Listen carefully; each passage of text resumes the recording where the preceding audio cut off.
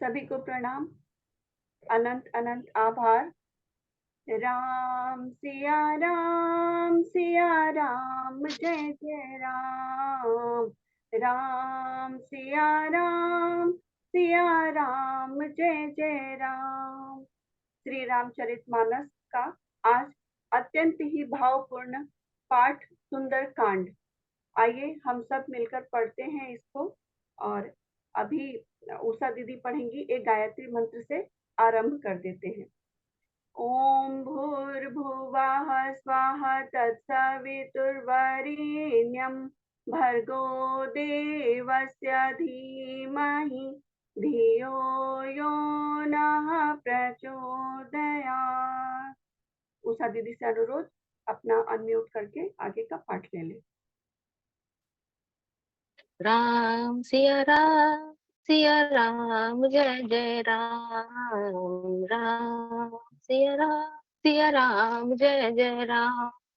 शांत सनातन अप्रमेय, प्राणों से परे, निष्पाप, मोक्ष रूप, परम शांति देने वाले ब्रह्मा, शंभु और शेष जी, निरंतर सेविक वेदांत के द्वारा जानने योग सर्वव्यापक, देवताओं में सबसे बड़े, माया से मनुष्य रूप में दिखने वाले, समस्त पापों को हरने वाले, करुणान, रघुकुल में श्रेष्ठ तथा राजाओं के शिरोमणि, राम कहलाने वाले जगदीश शिवेश्वर की मैं वंदना करता हूँ। हे रघुनाथ जी, मैं सत्य कहता हूँ और फिर आप सबके अंतरात्मा ही है। सब जानते ही हैं कि मेरे हृदय में दूसरी कोई इच्छा नहीं है। हे रघुकुल श्रेष्ठ, मुझे अपनी निर्भरा पूर्ण भक्ति दीजिए और मेरे मन को काम आदि दोषों से रहित कीजिए। अतुल बल के धाम, सोने के पर्वत, सुमेरु के समान कांति युक्त शरीर वाले दैत्य रूपी वन को ध्वंस करने के लिए अग्नि रूप, ज्ञानियों में अग्न गण्य, संपूर्ण गुणों के निधान, वानरों के स्वामी श्री रघुनाथ जी के प्रिय भक्त पवन सुत हनुमान जी को मैं प्रणाम करता हूँ। जमावन के सुंदर वचन सुनकर हनुमान जी हृदय को बहुत ही भाए। वे बोले, हे भाई, तुम लोग दुख सहकर कंदमूल फल खाकर तब तक मेरी राह देखना, जब तक मैं सीता जी को देख कर लौट ना आऊं। काम अवश्य होगा, क्योंकि मुझे बहुत ही हर्ष हो रहा है। यह कहकर और सबको मस्तक नवाकर तथा हृदय में रघुनाथ जी को धारण करके हनुमान जी हर्षित होकर चले। समुद्र के तीर पर एक सुंदर सुंदर पर्वत था। हनुमान जी खेल से अनायास कूद कर उसके ऊपर जा चढ़े और बार बार श्री रघुवीर का स्मरण करके अत्यंत बलवान हनुमान जी उस पर बड़े वेग से उछले। जिस पर्वत पर हनुमान जी पैर रख के चले, जिस पर वे उछले, वह तुरंत ही पाताल में धंस गया। जैसे रघुनाथ जी का अमोघ बाण चलता है, उसी तरह हनुमान जी चले। समुद्र ने श्री रघुनाथ जी दूत समझ के मैनाक पर्वत से कहा कि हे मैनाक, इनकी थकावट दूर करने वाले हो, अर्थात अपने ऊपर इन्हें विश्राम दे। हनुमान जी उसे हाथ से छू दिया, फिर प्रणाम करके कहा, भाई श्री रामचंद्र जी का काम किए बिना मुझे विश्राम कहाँ। देवताओं ने पवन सुत हनुमान जी को जाते हुए देखा। उनकी विशेष बल बुद्धि को जानने के लिए परीक्षार्थ उन्होंने सुराक नामक सर्पों की माता को भेजा।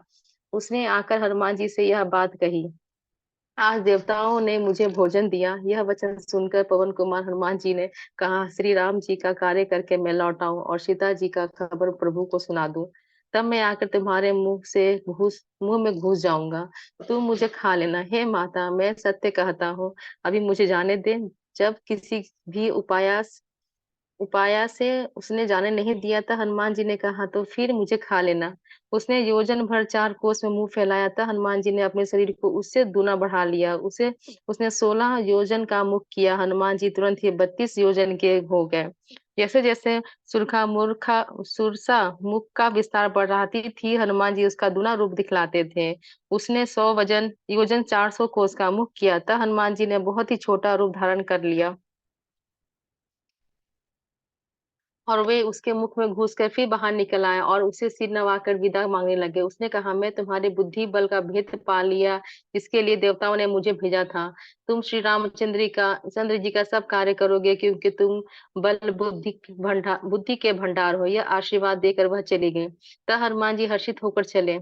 समुद्र में एक राक्षसी रहती थी। वह माया करके आकाश में उड़ते हुए पक्षियों को पकड़ लेती थी। आकाश में जो जीव जंतु उड़ा करते थे, वह जल में उनकी परछाई देखकर उस परछाई को पकड़ लेती थी, जिससे वो उड़ नहीं सकते थे और जल में गिर पड़ते थे। इसी प्रकार वह सदा आकाश में उड़ने वाले जीवों को खाया करती थी।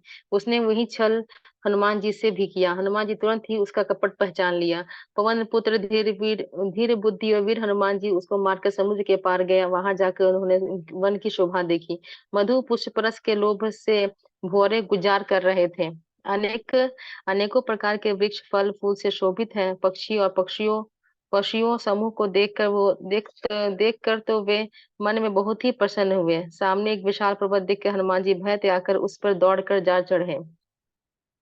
शिव जी कहते हैं, उमा, इसमें वानर हनुमान जी कुछ बड़ाई नहीं है। यह प्रभु का प्रताप है जो काल काल को भी खा जाता है। पर्वत चढ़ के उन्होंने लंका देखी। बहुत ही बड़ा किला है, कुछ कहा नहीं जाता। वह अत्यंत ऊंचा है, उसके चारों ओर समुद्र है, सोने के परकोट है, चार दीवारी है। चार दीवारों का परम परम प्रकाश हो रहा है। विचित्र मणियों से जड़ा हुआ सोने का प्रकोट है। उसके अंदर बहुत से सुंदर सुंदर घर है, चौराहे है, बाजार है, सुंदर मार्ग है, गलियां है, सुंदर नगर बहुत प्रकार सजा हुआ है। हाथी घोड़े के खच्चरों के समूह तथा पैदल और रथों के समूहों को कौन गिन सकता है। अनेकों रूपों के राक्षसों के दल हैं। उनकी अत्यंत बलवती सेना वर्णन करते नहीं बनती। वर्ण बाण उपवन, फुलवाड़ी, तालाब, कुएं और बावलियां सुशोभित हैं। मनुष्य, नाग देवता और गंधर्व की कन्या अपने सौंदर्य से मुनियों की मनों को मोह लेती हैं। कहीं पर्वत के समान विशाल शरीर वाले बड़े ही बलवान पहलवान गरज रहे हैं। वे अनेकों अखाड़े में बहुत प्रकार से भिड़ते और एक दूसरे को ललकारते हैं। भयंकर शरीर वाले करोड़ों योद्धा यत्न करके बड़ी सावधानी से नगर की चारों दिशाओं में सब ओर से रखने रखने वाली करते हैं।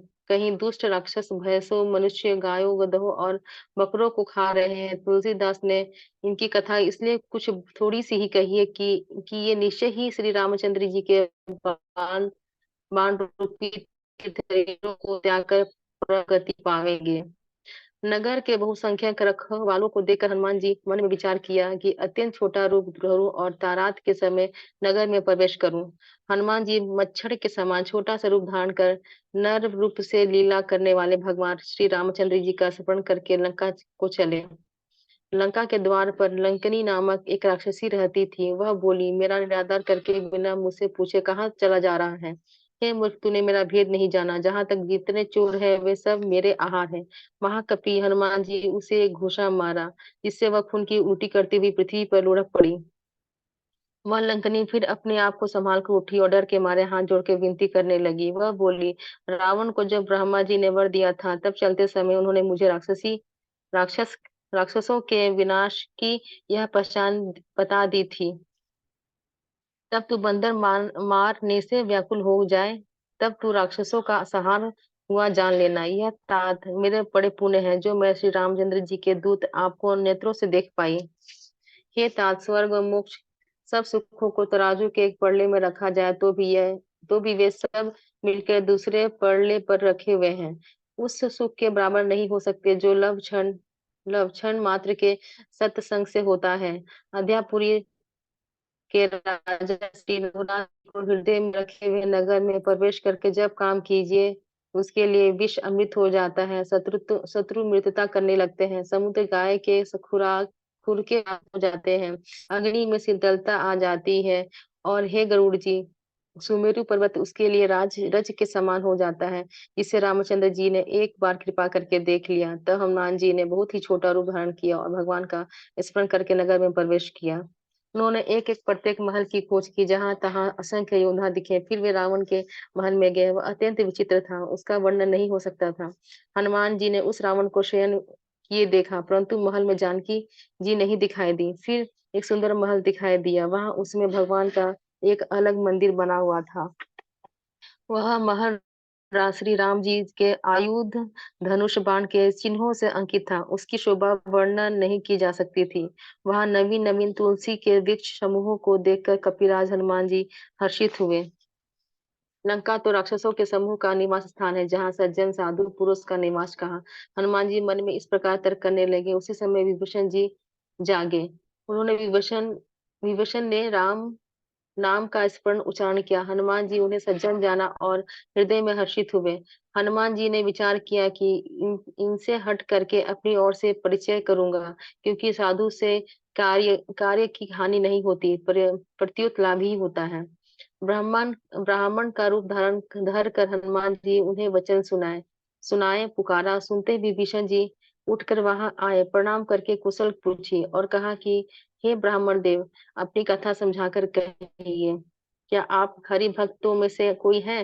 क्योंकि आपको देख के मेरे हृदय में अत्यंत प्रेम उमड़ रहा है। अथवा क्या आप दिनों से प्रेम करने वाले से स्वयं श्री राम जी ही हैं?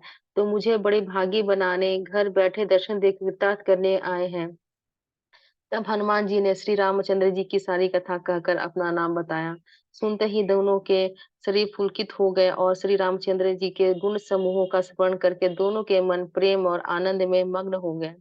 विभीषण जी ने कहा, हे पवन पुत्र, मेरी रहनी सुनो। मैं यहाँ वैसे ही रहता हूँ जैसे दांतों के बीच में बेचारी जीव। ये दांत मुझे अनाथ जानकर सूर्य कुल के नाथ श्री रामचंद्र जी क्या कभी मुझ पर कृपा करेंगे? मेरा तामसी राक्षस राक्षस शरीर होने से साधन तो कुछ बनता नहीं, और मेरे मन श्री रामचंद्र जी के चरण कमलों में प्रेम ही है। परंतु हे हनुमान, अब मुझे विश्वास हो गया है कि श्री रामचंद्र जी मुझ पर कृपा है, क्योंकि हरि की कृपा बिना संत नहीं मिलते। जब रघुवीर वीर ने कृपा की, तभी तो अपने आपने मुझे हट करके अपनी ओर से दर्शन दिए। और हनुमान जी ने कहा, हे विभीषण जी सुनिए, प्रभु की यही रीति है कि वो सेवक का सदा ही प्रेम किया करते हैं। भला कहिए कि मैं कौन बड़ा कुलीन हूँ, जाति का चंचल वानर हूँ और सब प्रकार से नीच हूँ। प्रातः काल जो हम लोग बंदरों का नाम ले ले तो उस दिन उसे भोजन ना मिले। ये सखा सुनिए, मैं ऐसा अधम हूँ जिस पर श्री रामचंद्र जी मुझ पर ही भी कृपा की है। भगवान गुणों का स्मरण करके हनुमान जी दोनों नेत्रों में प्रेमा अश्रु जल भर आया। जो जानते हुए भी ऐसे स्वामी श्री रघुनाथ जी को भुलाकर विषयों के पीछे भटकते फिरते हैं, वो दुखी क्यों ना हो। इस प्रकार श्री राम जी के गुण समूहों को कहते हुए उन्होंने निर्वचनीय परम शांति प्राप्त की। फिर विभीषण जी ने श्री जानकी जी जिस प्रकार वहां लंका में रहती थी वह सब कथा कही। तब हनुमान जी ने कहा, हे भाई सुनो, मैं जानकी माता को देखना चाहता हूँ। विभीषण जी ने माता के दर्शन की सब युक्तियां उपाय कह सुनाए। तब हनुमान जी विदा लेकर चले। फिर वही पहले का मशक सरीखा रूप धार कर वहां गए और अशोक वन में वन के जिस भाग में सीता जी रहती थी, सीता जी को देखकर हनुमान जी उन्हें मन ही में प्रणाम किया। उन्हें बैठे ही बैठे रात्रि चारों पहर बीत गए। शरीर दुबला हो गया, सिर पर जटाओं की एक वेणी लट है। हृदय में श्री रघुनाथ जी के गुण समूहों का जाप स्मरण करती रहती हैं। श्री जानकी जी नेत्रों को अपने चरणों में लगाए हुए हैं, नीचे की ओर देख रही हैं और मन श्री राम जी के चरणों कमलों में लीन है। जानकी जी दीन दुखी देखकर पवन सुपुत्र हनुमान बहुत दुखी हुए।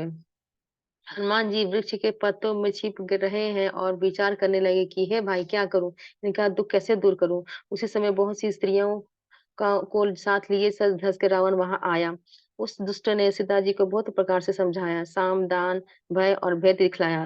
रावण ने कहा, हे समुखी, हे सयानी, सुनो मंदोदरी आदि सब रानियों को मैं तुम्हारी दासी बना दूंगा। हे, यह मेरा प्रण है।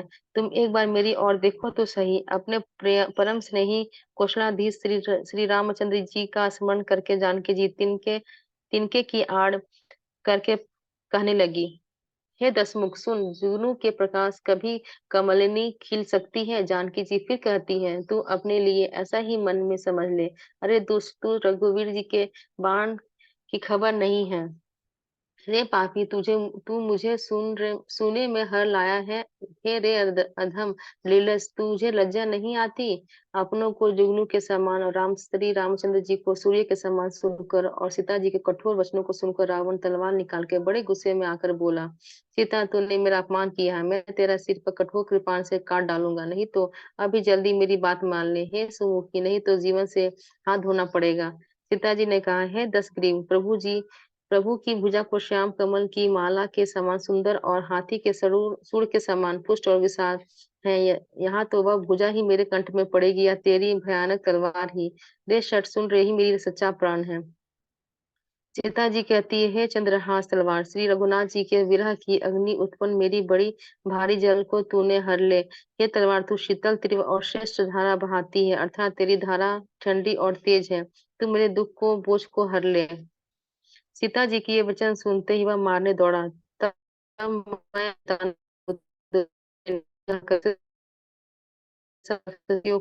कहा, जाकर सीता को बहुत प्रकार से भय दिखलाओ।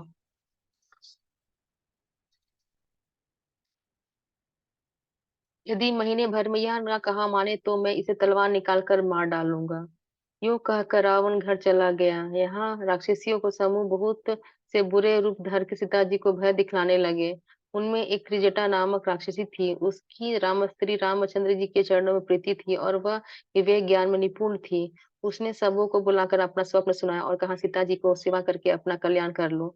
स्वप्न में मैंने देखा कि एक बंदर ने लंका जला दी। राक्षसों की सारी सेना मार डाली गई। रावण नंगा है और दो गधे पर सवार है। उसके सिर मुड़े हुए हैं, बीसों भुजाएं कटी हुई हैं। इस प्रकार से वह दक्षिण यमुनपुरी की दिशाओं को जा रहा है और मानो लंका विभीषण ने पाई है। नगर में श्री रामचंद्र जी दुहाई फिर गई। तब प्रभु ने सीता जी को बुला भेजा। मैं पुकार कर निश्चय के साथ कहती हूँ कि यह स्वप्न चार कुछ ही दिनों बाद सत्य होकर रहेगा। उसके वचन सुन के वे सब राक्षसियों डर गई और जानकी जी के चरणों पर गिर गई। तब इसके बाद वे सदा जहां तहां चली गई। सीता जी मन में सोच कर करने लगी कि एक महीना बीत जाने पर नीच राक्षस रावण मुझे मारेगा।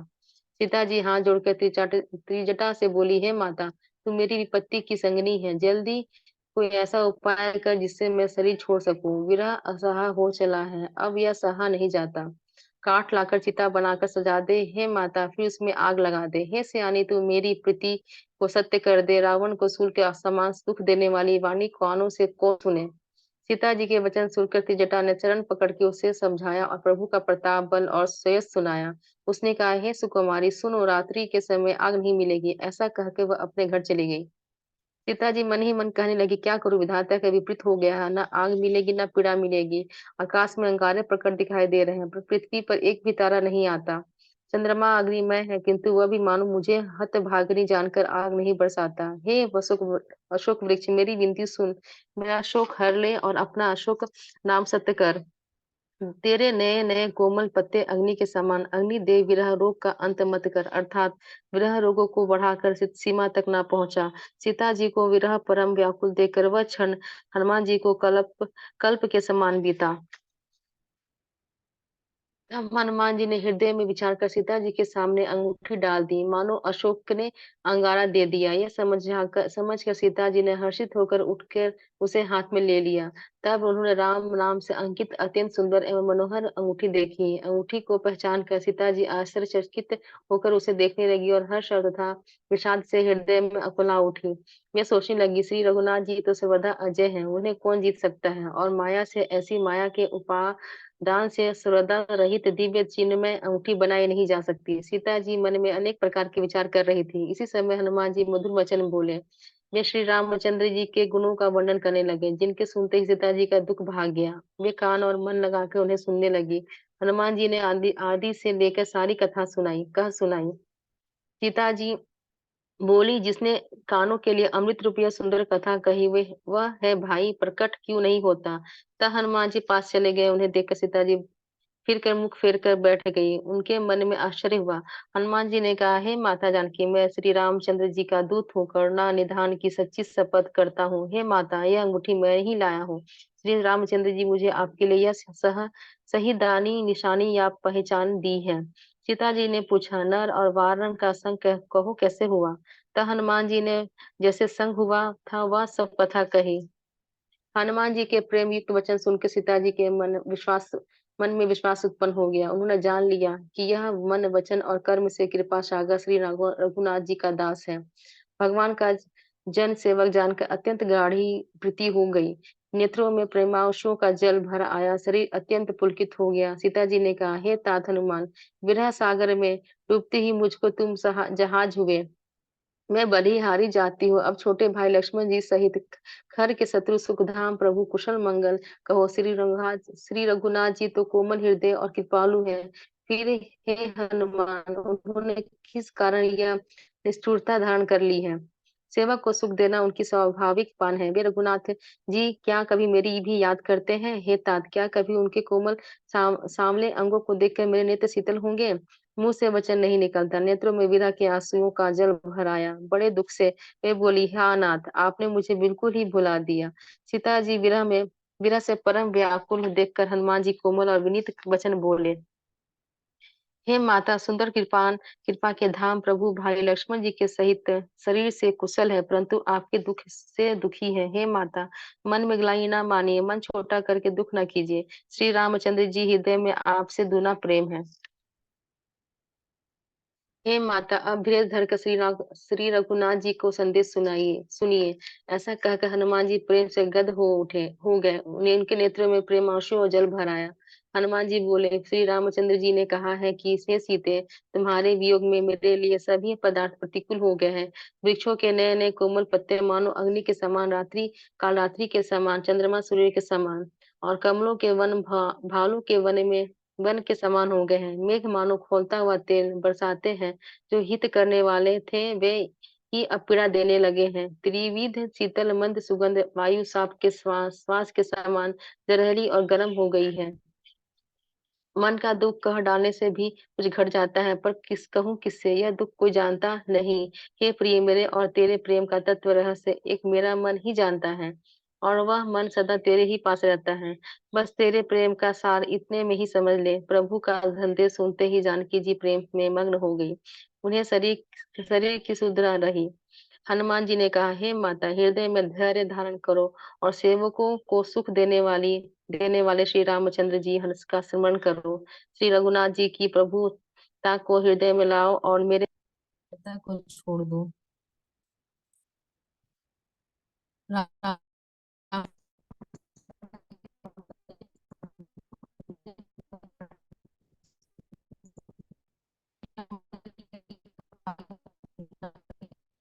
आवाज नहीं आ रही।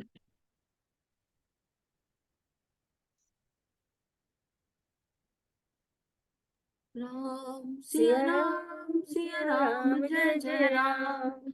राम सिया राम, सिया राम, जय जय राम। राम राक्षसों के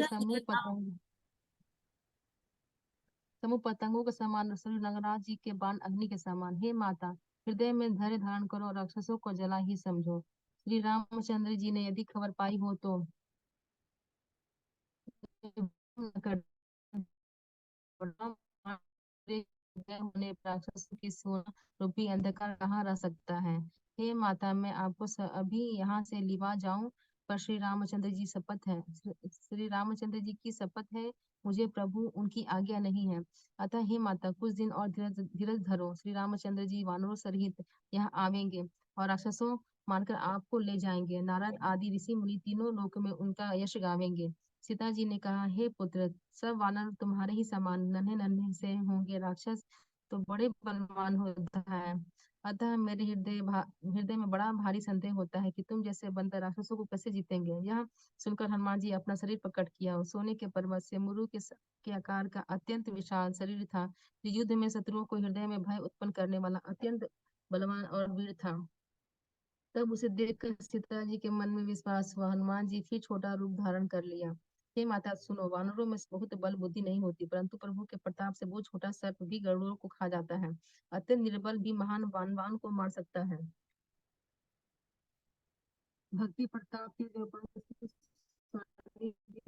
जी का इस सुनकर के मन में संतोष था। उन्होंने श्री रामचंद्र जी के प्रिय जानकर हनुमान जी को आशीर्वाद दिया कि हे तात, तुम बल और शील के निधान हो, आपस से रहित अमर और गुणों के खजाने हो। श्री रघुनाथ जी तुम पर बहुत कृपा है करें, प्रभु कृपा करे, ऐसा कानून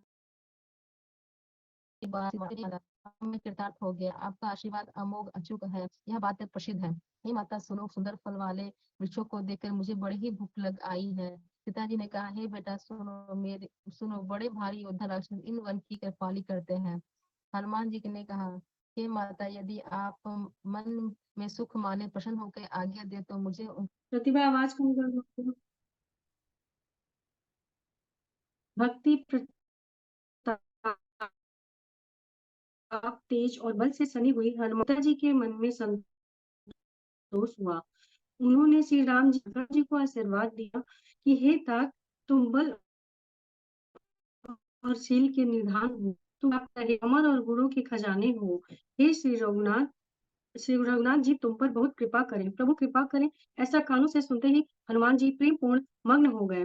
हनुमान जी ने बार बार सीता जी के चरणों में सिर नवाया और फिर हाथ जोड़कर कहा, हे माता, अब मैं कृतार्थ हो गया। आपका आशीर्वाद अमोघ अचूक है, यह बात प्रसिद्ध है। हे माता सुनो, सुंदर फल वाले वृक्षों को देखकर मुझे बड़ी ही भूख लग आई है। सीता जी ने कहा, हे बेटा सुनो, बड़े भारी योद्धा राक्षस इस वन की रखवाली करते हैं। हनुमान जी ने कहा, हे माता, यदि आप मन में सुख माने, प्रसन्न होकर आज्ञा दें, तो मुझे उनका भय तो बिल्कुल भी नहीं है। हनुमान जी को बुद्धि और बल में निपुण होकर देखकर जानकी जी ने कहा, जाओ, हे तात, श्री रघुनाथ जी के चरणों को हृदय में धारण करके मीठे फल खाओ। वे सीता जी को सिर नवाकर चले और बाग में घुस गए। फल खाए और वृक्षों को तोड़ने लगे। वहां बहुत से योद्धा रखवाले थे। उनमें से कुछ को मार डाला और कुछ ने जाकर रावण से पुकार की और कहा, हे नाथ, एक बड़ा भारी बंदर आया है। उसने अशोक वाटिका उजाड़ डाली, फल खाए वृक्षों को उखाड़ डाला और रखवालों को मसल मसल कर जमीन पर डाल दिया। यह सुनकर रावण ने बहुत से योद्धा भेजे। उन्हें देखकर हनुमान जी ने गर्जना की। हनुमान जी ने सब राक्षसों को मार डाला। कुछ जो अधमरे थे चिल्लाते हुए गए। फिर रावण ने अक्षय कुमार को भेजा। वह असंख्य श्रेष्ठ योद्धाओं के साथ लेकर चला। उसे आते देखकर हनुमान जी ने एक वृक्ष हाथ में लेकर ललकारा और उसे मारकर महाध्वनि बड़े जोर से गर्जना की। उन्होंने सेना में कुछ को मार डाला और कुछ को मसल डाला और कुछ को पकड़ पकड़ कर धूल में मिला दिया। कुछ ने फिर जाकर पुकार की कि हे प्रभु, बंदर बहुत ही बलवान है। पुत्र का वध सुनकर रावण क्रोधित हो उठा और उसने अपने जेठे पुत्र बलवान मेघनाथ को भेजा। उसने कहा, हे पुत्र, मारना नहीं, उसे बांध कर लाना। उस बंदर को देखा जाए कि कहाँ का है। इंद्र को जीतने वाला अतुलनीय योद्धा मेघनाथ चला और भाई का मरा जाना सुनकर उसे क्रोध हो आया। हनुमान जी ने देखा कि अब की बार भयानक योद्धा आया है। तब वे कटकटाकर गरजे और दौड़े। उन्होंने एक बहुत बड़ा वृक्ष उखाड़ लिया और उसी के प्रहार से लंकेश्वर रावण के पुत्र मेघनाथ को बिना रथ का कर दिया। रथ को तोड़कर उसे नीचे पटक दिया। उसके साथ जो बड़े बड़े योद्धा थे उनको पकड़ पकड़ कर हनुमान जी अपने शरीर से मसलने लगे। उन सबको मारकर फिर मेघनाथ से लड़ने लगे। लड़ते हुए वे ऐसे मालूम होते थे मानो दो गजराज श्रेष्ठ हाथी भिड़ गए हों। हनुमान जी ने उसे एक घूसा मारकर विष पर आ जा चढ़े। उसको क्षण भर के लिए मूर्छा आ गई। फिर उठकर उसने बहुत माया रची, परंतु पवन के पुत्र उससे जीते नहीं जाते। अंत में उन्होंने अंत में उसने ब्रह्मास्त्र का संधान प्रयोग कर किया। तब हनुमान जी ने मन में विचार किया कि यदि ब्रह्मास्त्र को नहीं मानता हूँ तो उसकी अपार महिमा मिट जाएगी। उसने हनुमान जी को ब्रह्म बाण मार डाला, जिसके लगते ही वे वृक्ष से नीचे गिर पड़े, परंतु गिरते समय भी उन्होंने बहुत सी सेरा मार डाली। जब उसने देखा कि हनुमान जी मूर्छित हो गए हैं, तब वह उनके नागपाश से बंद कर ले गया। शिव जी कहते हैं, हे भवानी सुनो, जिनका नाम जपकर ज्ञानी विवेकी मनुष्य संसार जन्म मरण के बंधन को काट डालते हैं, उनका दूत कहीं बंधन में आ सकता है। परंतु प्रभु के कार्य के लिए हनुमान जी ने स्वयं को बंधा लिया है। बंदर का बांधा जाना सुनकर राक्षस दौड़े और कौतुक के लिए तमाशा देखने के लिए सब सभा में आए। हनुमान जी ने जाकर रावण की सभा देखी। उसकी अत्यंत प्रभुता ऐश्वर्य कुछ नहीं कही जाती। देवता और दिक्पाल हाथ जोड़े बड़ी नम्रता के साथ भयभीत हुए जब रावण की भौं तक ताक रहे थे, उनका रुख देख रहे हैं। उसका ऐसा प्रताप देखकर भी हनुमान जी के मन में जरा भी डर नहीं हुआ। वे ऐसे निशंक खड़े रहे जैसे सर्पों के समूह में गरुड़ निशंक खड़े निर्भय रहते हैं। हनुमान जी को देखकर रावण दुर्वचन कहता हुआ खूब हंसा। फिर पुत्र वध का स्मरण किया तो उसके हृदय में विषाद उत्पन्न हो गया। लंकापति रावण ने कहा, रे वानर, तू कौन है जिसके बल पर तूने वन को उजाड़ कर नष्ट कर डाला? क्या तूने कभी मुझे, मेरा नाम और यश कानों से नहीं सुना? रे शठ, मैं तुझे अत्यंत निशंक देख रहा हूँ।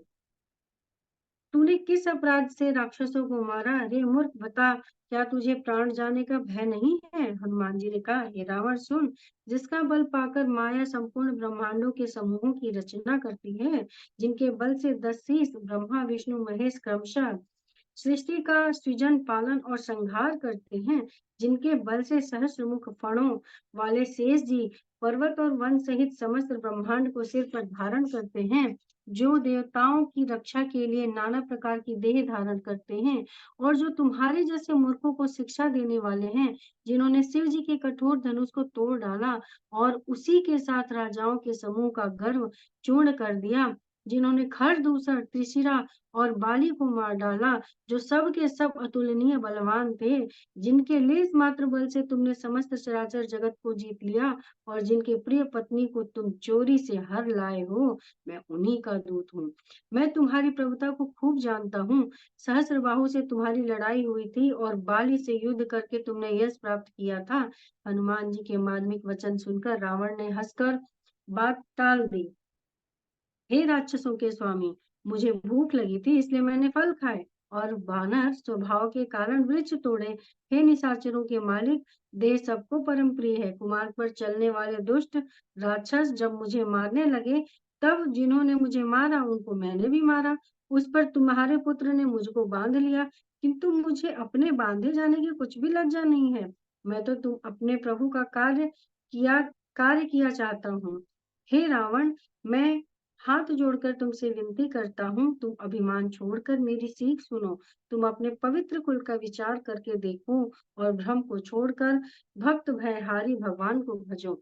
जो देवता, राक्षस और समस्त चराचर को खा जाता है, वह काल भी जिनके डर से अत्यंत डरता है, उनसे कदापि वैर न करो और मेरे कहने से जानकी जी को दे दो। हर के शत्रु श्री रघुनाथ जी शरणागतों के रक्षक और दया के समुद्र हैं। शरण जाने पर प्रभु तुम्हारा अपराध भुलाकर तुम्हें अपनी शरण में रख लेंगे। तुम श्री राम जी के चरण कमलों को हृदय में धारण करो और लंका का अचल राज्य करो। ऋषि पुलत्स्य जी का यश निर्मल चंद्रमा के समान है। उस चंद्रमा में तुम कलंक न बनो। राम नाम के बिना वाणी शोभा नहीं पाती। मद मोह को छोड़ विचार कर देखो। हे देवताओं के शत्रु, सब गहनों में सजी हुई सुंदर स्त्री भी कपड़ों के बिना नंगी शोभा नहीं पाती। राम विमुख पुरुष की संपत्ति और प्रभुता रही हुई भी चली जाती है और उसका पाना न पाने के समान है। जिन नदियों के मूल में कोई जल स्रोत नहीं, अर्थात जिन्हें केवल बरसात का ही आसरा है, वे वर्षा बीत जाने पर फिर तुरंत ही सूख जाती हैं। हे रावण सुनो, मैं प्रतिज्ञा कह के कहता हूँ कि राम विमुख की रक्षा करने वाला कोई भी नहीं है। हजारों शंकर, विष्णु, ब्रह्मा और श्री राम जी के साथ रोह करने वाले तुमको नहीं बचा सकते। मोह ही जिसका मूल है, ऐसे अज्ञान जनित बहुत पीड़ा देने वाले तमरूप अभिमान का त्याग कर दो और रघुकुल के स्वामी कृपा के समुद्र भगवान श्री रामचंद्र जी का भजन करो। यद्यपि हनुमान जी ने भक्ति, ज्ञान, वैराग्य और नीति से सनी हुई बहुत ही हित की वाणी कही, तो भी वह महान अभिमानी रावण बहुत हंसकर व्यंग से बोला,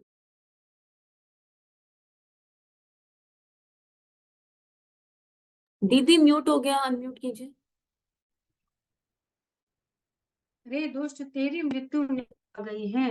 गधम मुझे शिक्षा देने चला है। हनुमान जी ने कहा, इससे उल्टा ही होगा, अर्थात मृत्यु तेरी निकट आई है, मेरी नहीं।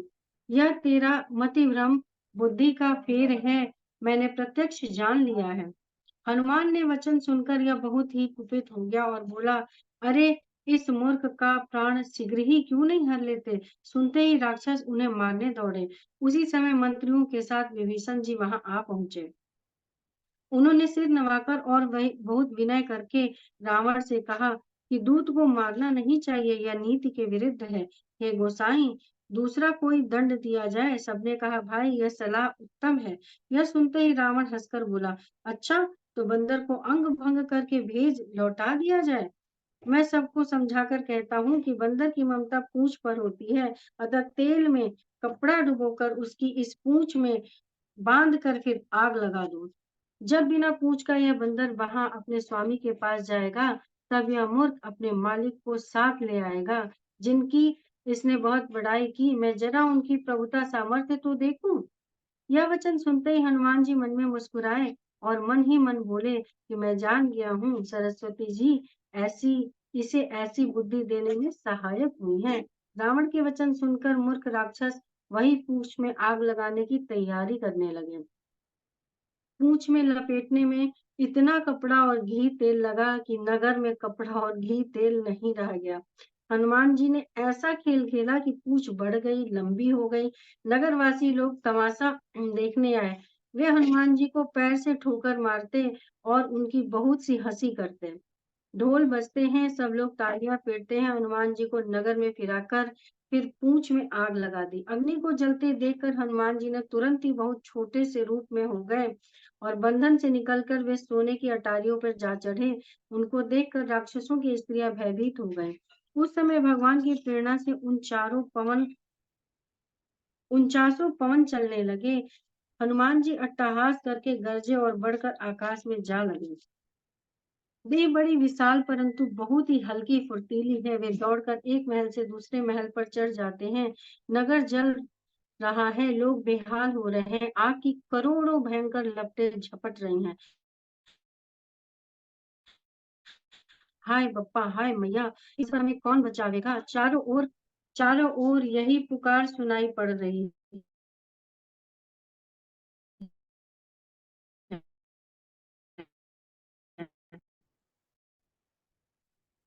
हमने तो पहले ही कहा था कि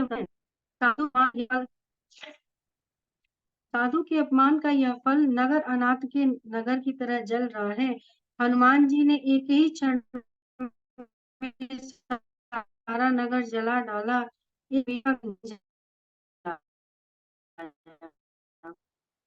कहते हैं हे पार्वती,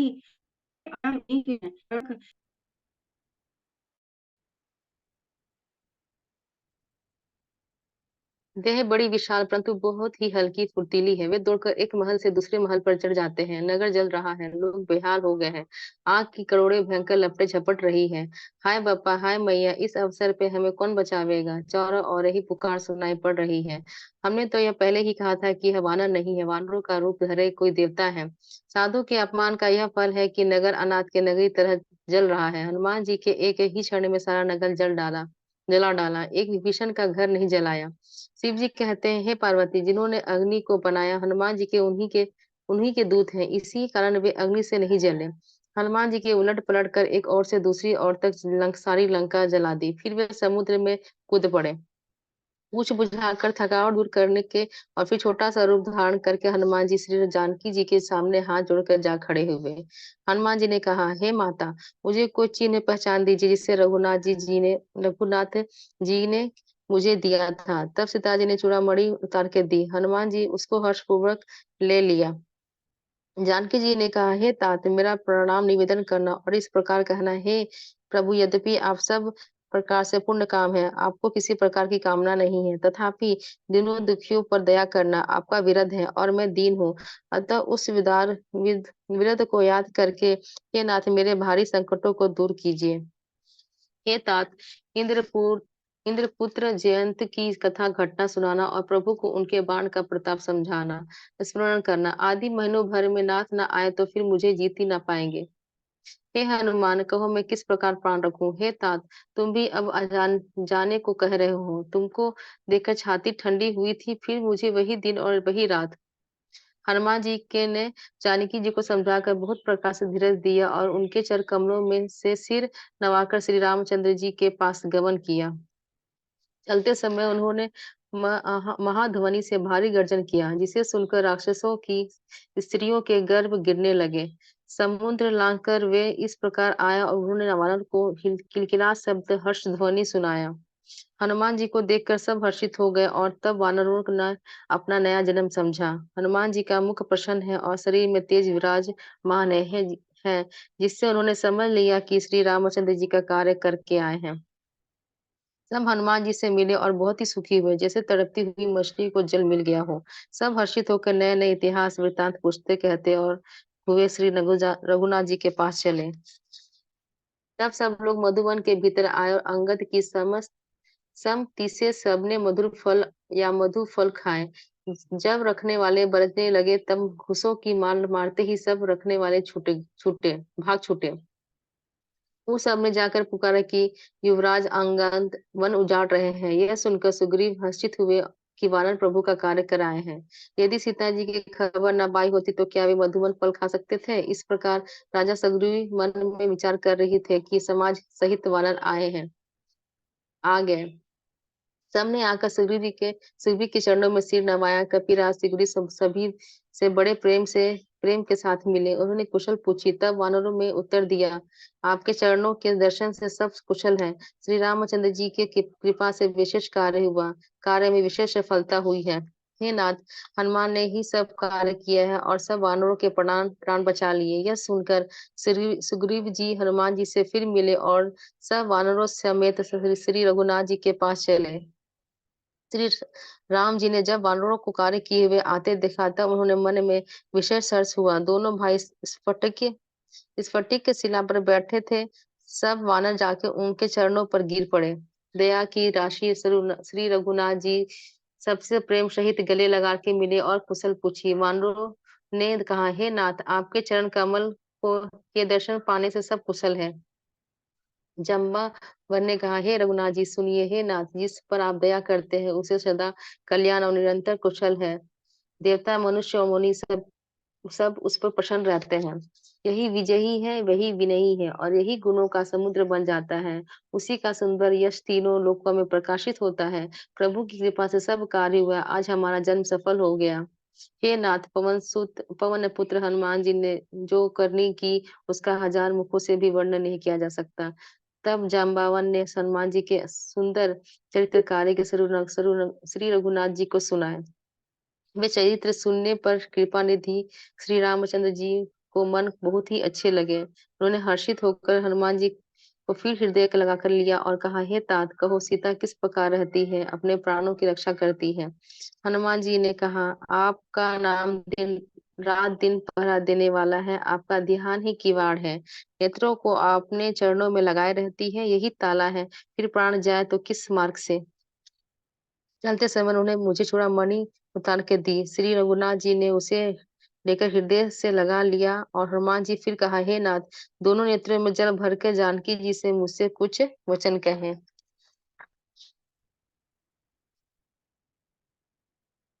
छोटे भाई समेत प्रभु चरण पकड़ना और कहना कि आप दीन बंधु हैं, शरणागत के दुखों को हरने वाले हैं और में मन में वचन और कर्म से आपके चरणों की अनुरागनी हूँ। फिर स्वामी, आपने मुझे किस अपराध से त्याग दिया?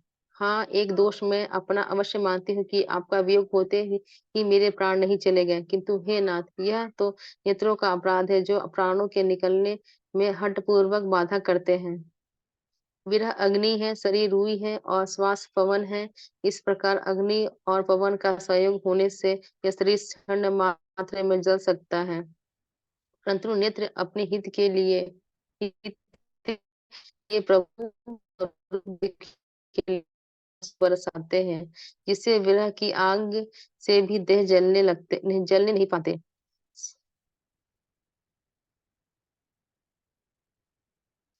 सिया राम जय जय राम। राम सिया राम जय जय राम। सीता जी की विपत्ति बहुत बड़ी है।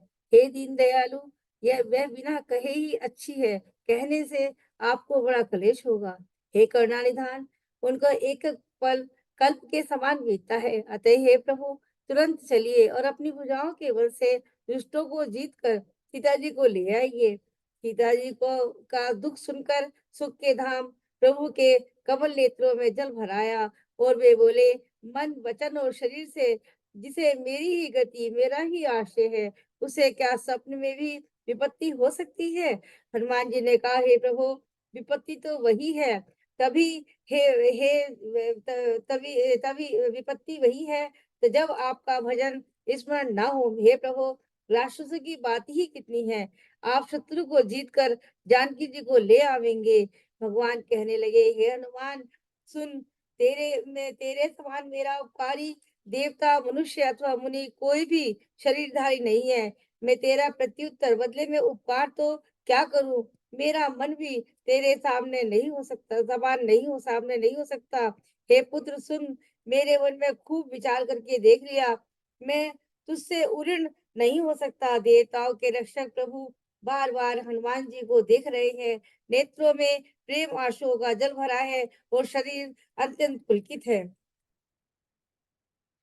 प्रभु के वचन सुनकर और उनके प्रसन्न मुख तथा पुलकित अंगों को देखकर हनुमान जी हर्षित हो गए। प्रेम में विकल होकर हे भगवान मेरी रक्षा करो कहते हुए श्री राम जी के चरणों में गिर पड़े।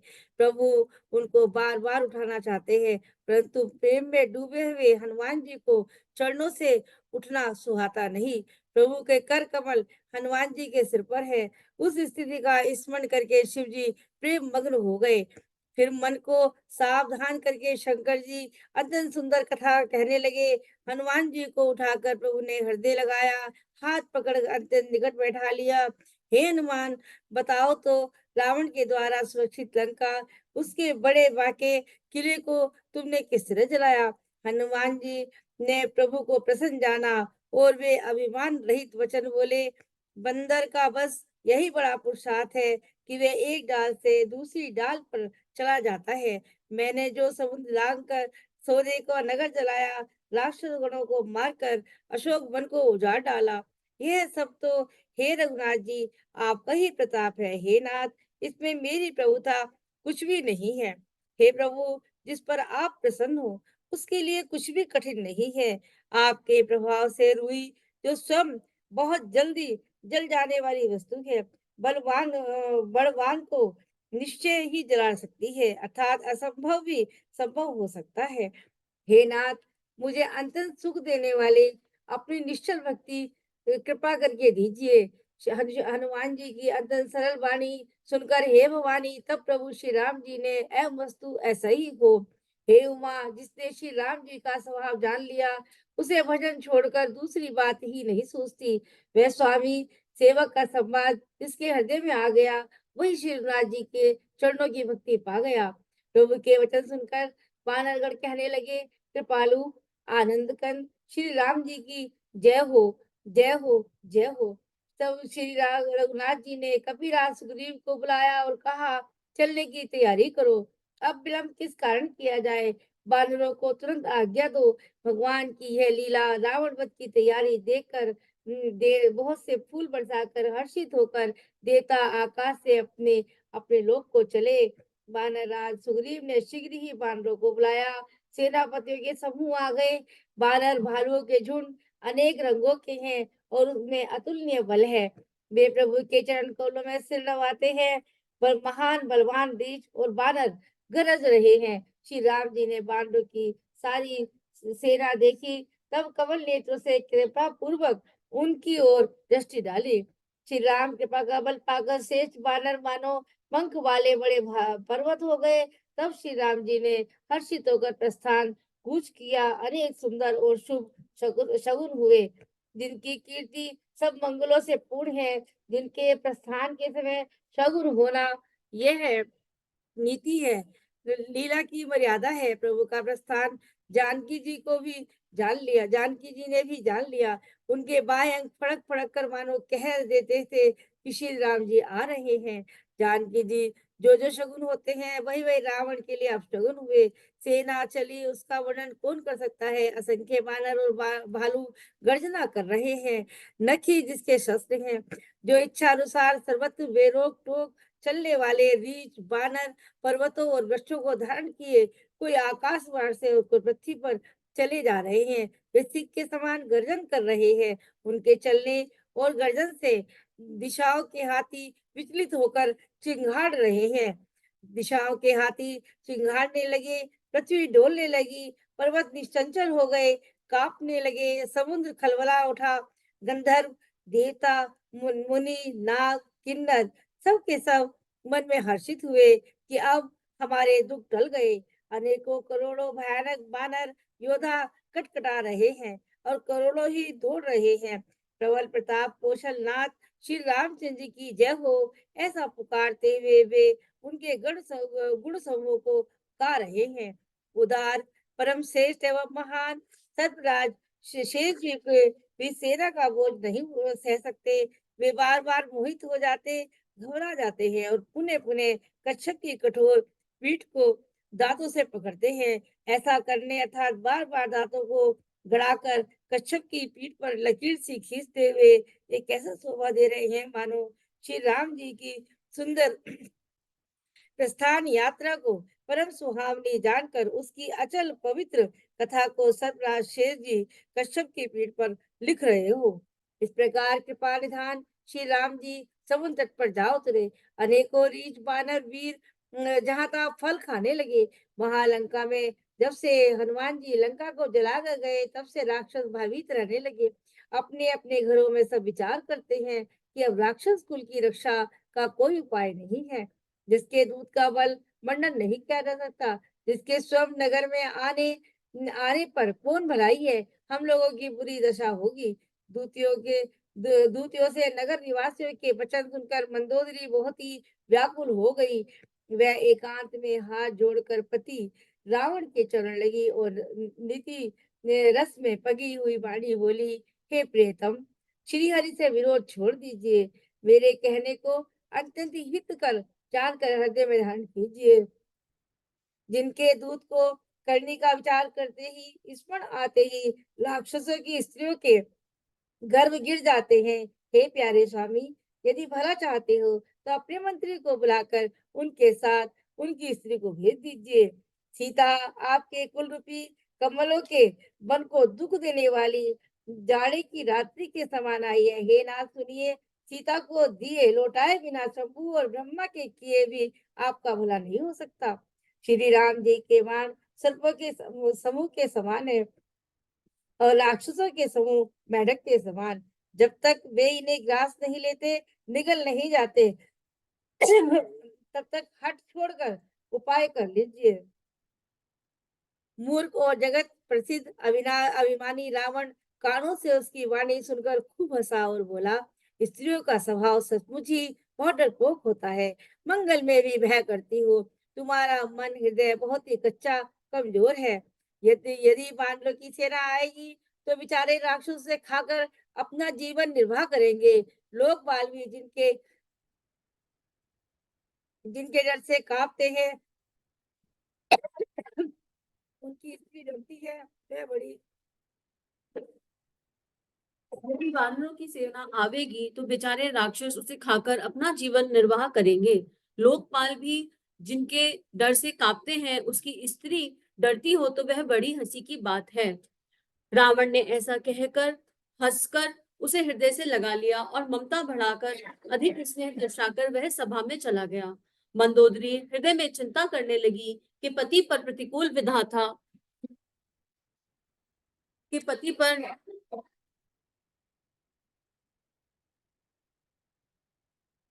विधाता प्रतिकूल हो गए। जो ही वह सभा में जाकर बैठा, उसने ऐसी खबर पाई कि शत्रु की सारी सेना समुद्र के उस पार आ गई।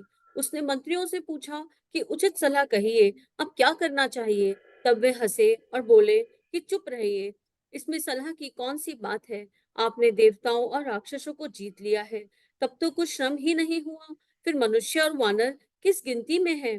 मंत्री, वैद्य और गुरु, ये तीन अप्रसन्नता, भय या लाभ की आशा से हित की बात न कहकर प्रिय बोलते हैं। ठाकुर सुहाती कहने लगते हैं तो क्रमशः राज्य, शरीर और धर्म, इन तीनों का शीघ्र ही नाश हो जाता है। रावण के लिए भी वह सहायता संयोग आ बनी है। मंत्री उसे सुना सुनाकर मुंह पर स्तुति करते हैं। इसी समय अवसर जानकर विभीषण जी आए और बड़े भाई के चरणों में सिर नवाया। फिर वे सिर नवाकर अपने आसन पर बैठ गए और आज्ञा पाकर ये वचन बोले, हे कृपालु, जब आपने मुझसे राय की बात पूछी है तो हे तात, मैं अपनी बुद्धि के अनुसार आपके हित की बात कहता हूँ। जो मनुष्य अपना कल्याण, सुंदर यश, सुबुद्धि, शुभ गति और नाना प्रकार के सुख चाहता है, वह हे स्वामी पर स्त्री के ललाट को चौथ के चंद्रमा की तरह त्याग दे। अर्थात जैसे लोग चौथ के चंद्रमा को नहीं देखते, उसी प्रकार पर स्त्री का मुख ही ना देखे। 14 भुवनों का एक ही स्वामी हो, वह भी जीवों से वैर करके ठहर नहीं सकता, अर्थात नष्ट हो जाता है। जो मनुष्य गुणों का समुद्र हो, चतुर हो, उसे चाहे थोड़ा भी लाभ क्यों ना हो, लोभ क्यों ना हो, तो भी वह भला नहीं कहाता। हे नाथ, काम, क्रोध, मद और लोभ, ये सब नरक के रास्ते हैं। इन सबको छोड़कर श्री रामचंद्र जी को भजिए, जिन्हें सत्पुरुष भजते हैं। हे तात, राम मनुष्य के ही राजा नहीं, वे समस्त लोकों के स्वामी और काल के भी काल हैं। वे संपूर्ण ऐश्वर्य, यश, श्री, धर्म, वैराग्य एवं ज्ञान के भंडार हैं। भगवान है, वे निरामय अर्थात विकार रहित, अजन्मा, व्यापक, अजय, अनादि और अनंत ब्रह्मा है। उन कृपा के समुद्र भगवान ने पृथ्वी, ब्राह्मण, गौ और देवताओं का हित करने के लिए ही मनुष्य शरीर धारण किया है। हे भाई, सुनिए, वे सेवक को आनंद देने वाले, दुष्टों के समूह का नाश करने वाले और वेद तथा धर्म की रक्षा करने वाले हैं। वैर त्याग कर उन्हें मस्तक नवाइए। वे श्री रघुनाथ जी शरणागत का दुख नाश करने वाले हैं। हे नाथ, उन प्रभु अर्थात सर्वेश्वर को जानकी दी दे दीजिए और बिना ही कारण स्नेह करने वाले श्री राम को भजिए, जिसे संपूर्ण जगत से द्रोह करने का पाप लगा है। शरण जाने पर प्रभु उसका भी त्याग नहीं करते। जिनका नाम तीनों तापों का नाश करने वाला है, वे ही प्रभु भगवान मनुष्य रूप में प्रकट हुए हैं। हे रावण, हृदय में यह समझ लीजिए, हे दशाधीश, मैं बार बार आपके चरण लगता हूँ और विनती करता हूँ कि मान, मोह और मद को त्याग कर आप कौशलपति श्री राम का भजन कीजिए। मुनि पुलत्स्य जी ने अपने शिष्य के हाथ यह बात कहला भेजी है। हे तात, सुंदर अवसर पाकर मैंने तुरंत ही बात प्रभु की आपसे कह दी है। माल्यवान नामक एक बहुत ही बुद्धिमान मंत्री था। उसने भी विभीषण के वचन सुनकर बहुत सुख माना और कहा, हे तात, आपके छोटे भाई नीति को भूषण का रूप धारण करने वाले अर्थात नीतिमान हैं। हे विभीषण, जो कुछ कह रहे हैं उसे हृदय में धारण कर लीजिए। रावण ने कहा, ये दोनों मूर्ख शत्रु की महिमा बखान कर रहे हैं। यह कोई है, इन्हें दूर करो ना।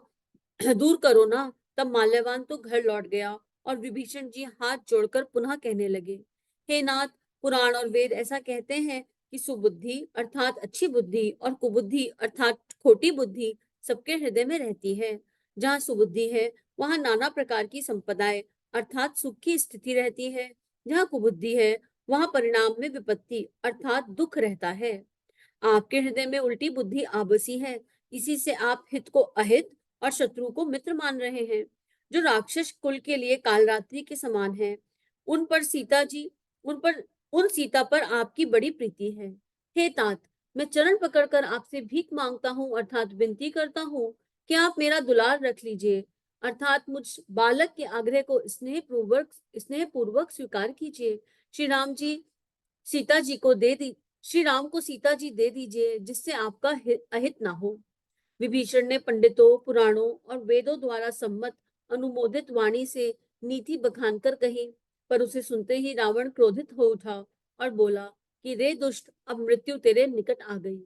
अरे मूर्ख, तू जीता तो है, सदा मेरा जिलाया हुआ अर्थात मेरे ही अंश से पल रहा है, पर हे मूढ़, पक्ष तुझे शत्रु का अच्छा लगता है। अरे दुष्ट, बता ना, जगत में ऐसा कौन है जिससे मैंने अपनी भुजाओं के बल से ना जीता हो।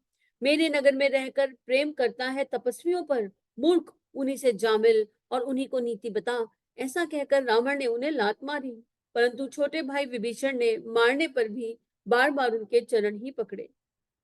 शिव जी कहते हैं, हे उमा, संत की यह बड़ाई अर्थात महिमा है कि वे बुराई करने पर भी बुराई करने वाले की भलाई ही करते हैं। विभीषण जी ने कहा, आप मेरे पिता के समान हैं, मुझे मारा सो तो अच्छा ही किया, परंतु हे नाथ, आपका भला श्री राम जी को भजने में ही है। इतना कहकर विभीषण अपने मंत्रियों को साथ लेकर आकाश मार्ग में गए और सबको सुनाकर वे ऐसा कह गए, श्री राम जी सत्य संकल्प एवं सर्व समर्थ प्रभु हैं, और हे रावण, तुम्हारी सभा काल के वश है। अतः मैं अब श्री रघुवीर की शरण जाता हूँ, मुझे दोष न देना। ऐसा कहकर विभीषण जी जो ही चले त्यों ही सब राक्षस आयुहीन हो गए। उनकी मृत्यु निश्चित हो गई। शिव जी कहते हैं, हे भवानी, साधु का अपमान तुरंत ही संपूर्ण कल्याण की हानि अर्थात नाश कर देता है। रावण ने जिस क्षण विभीषण को त्यागा, उसी क्षण वह अभागा वैभव ऐश्वर्य से हीन हो गया। विभीषण हर्षित होकर मन में अनेक मनोरथ करते हुए श्री रघुनाथ जी के पास चले। वे सोचते जाते, मैं जाकर भगवान के कोमल और लाल वर्ण के सुंदर चरण कमलों का दर्शन करूंगा, जो सेवक को सुख देने वाले हैं, जिन चरणों का स्पर्श पाकर ऋषि पत्नी अहिल्या तर गई और जो दंडक वन को पवित्र करने वाले हैं, जिन चरणों को जानकी जी ने हृदय में धारण कर रखा है, जो कपट मृग के साथ पृथ्वी पर उसे पकड़ने को दौड़े थे, और जो चरण कमल साक्षात शिव जी के हृदय रूपी सरोवर में विराजित हैं। मेरा अहोभाग्य है कि मैं उन्हीं को मैं आज देखूंगा। जिन चरणों की पादुकाओं में भरत जी ने अपना मन लगा रखा है, आज मैं उन्हीं चरणों को अभी जाकर इन नेत्रों से देखूंगा। इस प्रकार प्रेम सहित विचार करते हुए वे शीघ्र ही समुद्र के इस पार अर्थात जिधर श्री रामचंद्र जी की सेना थी उस पार आ गए। वानरों ने विभीषण को आते देखा तो उन्होंने जाना कि शत्रु का कोई खास दूत है। उन्हें पहरे पर ठहराकर वे सुग्रीव के पास आए और उनको सब समाचार कह सुनाया। सुग्रीव ने श्री रामचंद्र जी के पास जाकर कहा, हे रघुनाथ जी सुनिए, रावण का भाई आपसे मिलने आया है। प्रभु श्री रामचंद्र जी ने कहा, हे मित्र, तुम क्या समझते हो, तुम्हारी क्या राय है? वानरराज सुग्रीव ने कहा, हे महाराज सुनिए, राक्षसों की माया जानी नहीं जाती। यह इच्छानुसार रूप बदलने वाले अर्थात छली है। ना जाने किस कारण से आया है। जान पड़ता है यह मूर्ख हमारा भेद लेने आया है, इसलिए मुझे तो यही अच्छा लगता है कि इसे मानकर रखा जाए। श्री रामचंद्र जी ने कहा, हे मित्र, तुमने नीति तो अच्छी विचारी, परंतु मेरा प्रण तो शरणागत का भय हर लेना है। प्रभु के वचन सुनकर हनुमान जी हर्षित हुए और मन ही मन कहने लगे कि भगवान कैसे शरणागत वत्सल शरण में आए हुए हैं, पर पिता की भांति प्रेम करने वाले हैं। श्री रामचंद्र जी फिर बोले, जो मनुष्य अपने अहित का अनुमान करके शरण में आए हुए का त्याग कर देते हैं, वे पामर अर्थात शूद्र हैं, पापमय हैं, उन्हें देखने में भी हानि है अर्थात पाप लगता है। जिसे करोड़ों ब्राह्मणों की हत्या लगी हो, शरण में आने पर मैं उसे भी नहीं त्यागता। जीव जो ही मेरे सम्मुख होता है, तो ही उसके करोड़ों जन्मों के पाप नष्ट हो जाते हैं। पाप का यह सहज स्वभाव होता है। पापी का भी यह सहज स्वभाव होता है। मेरा भजन उसे कभी नहीं सुहाता। यदि वह रावण का भाई निश्चय ही दुष्ट हृदय का होता, तो वो क्या मेरे सम्मुख आ सकता था? जो मनुष्य निर्मल मन का होता है, वही मुझे पाता है। मुझे कपट और छल छिद्र नहीं सुहाते।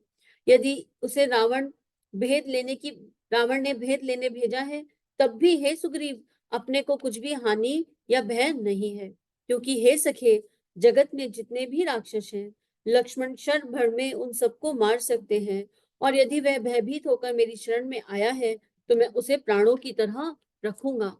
कृपा के धाम श्री रामचंद्र जी ने हंसकर कहा, दोनों ही स्थितियों में उसे ले आओ। तब अंगद और हनुमान सहित सुग्रीव कृपालु श्री राम की जय हो, कृपालु श्री राम की जय हो, कृपालु श्री राम की जय हो कहते हुए चले। विभीषण को आदर सहित आगे करके वानर फिर वहां चले जहां करुणा की खान श्री रघुनाथ जी थे। नेत्रों को आनंद दान देने वाले अर्थात अत्यंत सुख देने वाले दोनों भाइयों ने विभीषण जी को दूर से ही देखा। फिर शोभा के धाम श्री रामचंद्र जी को देखकर वे पलक मारना रोककर, ठिठक कर, स्तब्ध होकर एकटक देखते रह गए। भगवान की विशाल भुजाएं, लाल कमल के समान नेत्र और शरणागत के भय को नाश करने वाला सांवला शरीर, सिंह से कंधे, विशाल वक्षस्थल अर्थात चौड़ी छाती अत्यंत शोभा दे रहा है। असंख्य कामदेवों के मन को मोहित करने वाला मुख है। भगवान के स्वरूप को देखकर विभीषण जी के नेत्रों में प्रेमाश्रुओं का जल भराया और शरीर अत्यंत पुलकित हो गया। फिर मन में धीरज धरकर उन्होंने कोमल वचन कहे, हे नाथ, मैं दशमुख रावण का भाई हूँ। हे देवताओं के रक्षक, मेरा जन्म राक्षस कुल में हुआ। मेरा तामसी शरीर है, स्वभाव से ही मुझे पाप प्रिय है। जैसे उल्लू को अंधकार सहज स्नेह होता है, जैसे उल्लू को अंधकार पर सहज स्नेह होता है, मैं कानों से आपका सुयश सुनकर आया हूँ। हे प्रभु, जन्म मरण के भय का नाश करने वाले, हे दुखियों के दुख को दूर करने वाले और शरणागत को सुख देने वाले श्री रघुवीर, हमारी रक्षा कीजिए, रक्षा कीजिए, रक्षा कीजिए। प्रभु ने उन्हें ऐसा कहकर दंडवत करते देखा तो वे अत्यंत हर्षित होकर तुरंत उठे। विभीषण जी के दीन वचन सुनने पर प्रभु के मन को वे बहुत ही भाए। उन्होंने अपनी विशाल भुजाओं से पकड़कर उनको हृदय से लगा लिया। छोटे भाई लक्ष्मण जी सहित गले मिलकर उनको अपने पास बिठाकर श्री राम जी भक्तों के भय को हरने वाले वचन बोले। हे लंकेश, परिवार सहित अपनी कुशल कहो, तुम्हारा निवास बुरी जगह पर है। दिन रात दुष्टों की मंडी में बसते हो। ऐसी दशा में हे सखे, तुम्हारा धर्म किस प्रकार निपटा है। मैं तुम्हारी सब रीति अर्थात आचार व्यवहार जानता हूँ। तुम अत्यंत नीति निपुण हो। तुम्हें अनीति नहीं सुहाती। हे तात, नरक में रहना वरम अच्छा है, परंतु विधाता दुष्ट का संग कभी न दे। विभीषण ने कहा, हे रघुनाथ जी, जब आपके चरणों का दर्शन कर कुशल से हूँ, जो आपने अपना सेवक जानकर मुझ पर दया की है, तब तक जीवन की कुशल नहीं थी और न स्वप्न में भी उसके मन को शांति है, जब तक वह शोक के घर अर्थात विषय कामना को छोड़कर श्री राम जी को नहीं भसता। लोभ, मोह, मत्सर अर्थात डहा, मद और मान आदि अनेक दुष्ट तभी तक हृदय में बसते हैं जब तक कि धनुष बाण और कमर में तरकस धारण किए हुए श्री रघुनाथ जी हृदय में नहीं बसते। ममतापूर्ण अंधेरी रात है जो राग द्वेष रूपी उल्लुओं को सुख देने वाली है। वह ममता रूपी रात्रि तभी तक जीव के मन में बसती है जब तक प्रभु आपका प्रताप सूर्य उदय नहीं होता।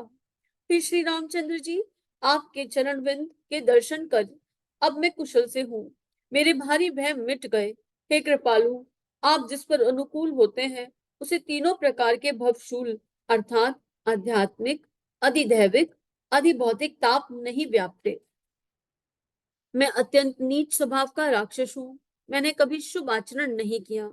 जिनका रूप मुनियों के ध्यान में नहीं आता, उन प्रभु ने स्वयं हर्षित होकर मुझे हृदय से लगा लिया। हे कृपा और सुख पुंज श्री राम जी, मेरा अत्यंत असीम सौभाग्य है जो मैंने ब्रह्मा और शिव जी के द्वारा सेवित युगल चरण कमलों को अपने नेत्रों से देखा। जो मैंने ब्रह्मा और शिव जी के द्वारा सेवित युगल चरण कमलों को अपने नेत्रों से देखा। राम सिया राम, सिया राम जय जय राम। और इन चरण कमलों को हृदय में धारण करते हुए श्री रामचंद्र जी ने आगे कहा, हे सखा सुनो, मैं तुम्हें अपना स्वभाव कहता हूँ जिसे काकभूषुंडी, शिव जी और पार्वती जी भी जानते हैं। कोई मनुष्य अर्थात संपूर्ण जड़ चेतन जगत का द्रोही हो, यदि वह भी भयभीत होकर मेरी शरण तक कर आ जाए और मद मोह नाना प्रकार के छल कपट त्याग दे, तो मैं उसे बहुत शीघ्र साधु के समान कर देता हूँ।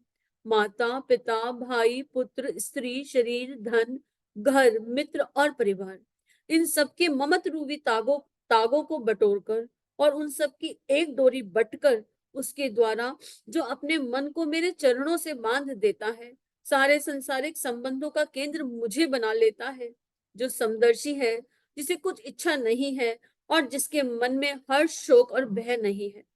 ऐसे सज्जन मेरे हृदय में कैसे बसता है? ऐसा सज्जन मेरे हृदय में कैसे बसता है? जैसे लोभी के हृदय में धन बसा करता है। तुम सरीखे संत ही मुझे प्रिय हो और मैं किसी और निहोरे से अर्थात कृतज्ञतावश देह धारण नहीं करता।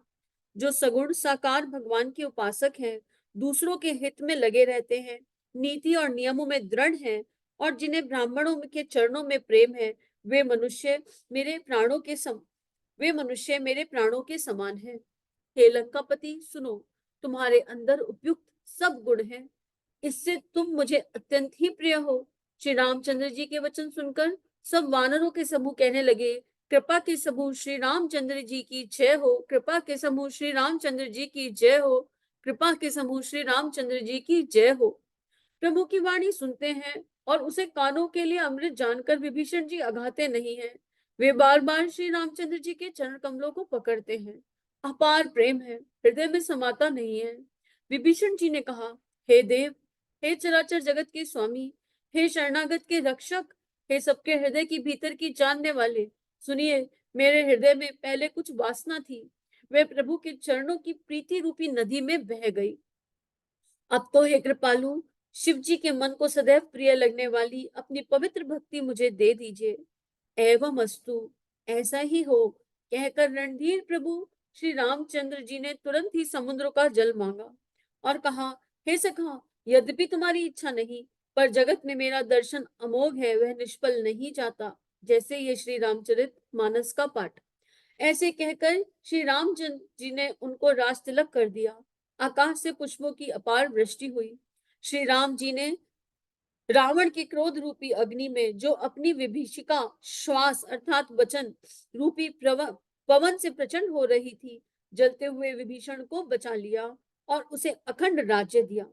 शिव जी ने जो संपत्ति रावण को 10 सिरों की बलि देने पर दी थी, वही संपत्ति श्री रघुनाथ जी ने विभीषण को बहुत सकचते हुए दी। ऐसे परम कृपालु प्रभु को छोड़कर जो मनुष्य दूसरे को भजते हैं, वे बिना सींग पूंछ के पशु हैं। अपना सेवक जानकर विभीषण को श्री रामचंद्र जी ने अपना लिया। प्रभु का स्वभाव वानर कुल के मन को बहुत भाया। फिर सब कुछ जानने वाले, सबके हृदय में बसने वाले, सर्व रूप अर्थात सब रूपों में प्रकट, सबसे रहित, उदासीन कारण से अर्थात भक्तों पर कृपा करने के लिए मनुष्य बने हुए तथा राक्षस के कुलों का नाश करने वाले श्री रामचंद्र जी नीति की रक्षा करने वाले वचन बोले। हे वीर वानर राग सुग्रीव और लंकापति विभीषण, सुनो, इस गहरे समुद्र को किस प्रकार पार किया जाए। अनेक जाति के मगर, सांप, मछलियों से यह भरा हुआ है। अत्यंत अथाह समुद्र पार करने में सब प्रकार से कठिन है। विभीषण जी ने कहा, हे रघुनाथ जी, सुनिए, यद्यपि आपका एक बाण ही करोड़ों समुद्रों को सोखने वाला है अर्थात सोख सकता है, तथापि नीति ऐसी कही गई है, उचित यही होगा कि पहले जाकर समुद्र से प्रार्थना की जाए। हे प्रभु, समुद्र आपके कुल में बड़े पूर्वज हैं, वे विचार कर उपाय बतला देंगे।